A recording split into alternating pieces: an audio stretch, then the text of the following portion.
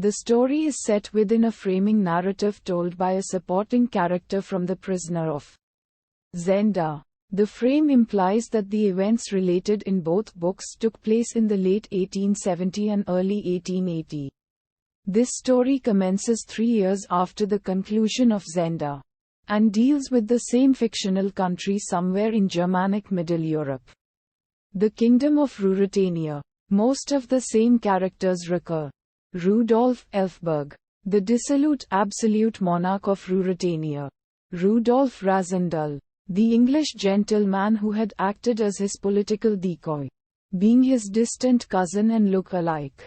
Flavia, the princess, now queen. Rupert of Hentzau, the dashing well-born villain. Fritz von Thallenheim, the loyal courtier.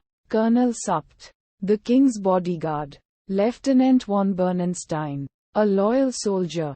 Uddharan Chinn, Queen Flavia, dutifully but unhappily married to her cousin Rudolf V. Writes to her true love Rudolf Rassendyll.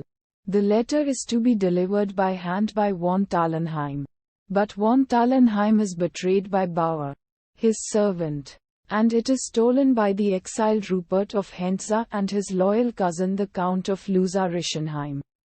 Hentzau sees in it a chance to return to favor by informing the pathologically jealous and paranoid king. Rassendyll returns to Ruritania to aid the queen, but is once more forced to impersonate the king after Rupert fatally shoots Rudolf V in a remote hunting lodge. After tracing Bauer to the house of Mother Holf, Rassendyll and Rupert engage in an epic duel. Hentzau is mortally wounded, and Rassendyll burns the letter. However, he is assassinated in his hour of triumph by Bauer, and thus is spared a crisis of conscience over whether or not to continue the royal deception for years. Rassendyll is buried as the king in a state funeral, while Supt and Rassendyll's servant James stage a fire at the hunting lodge that burns the king's body beyond recognition. Rudolf V is buried as Rudolf Rassendyll, while Flavia reigns on alone.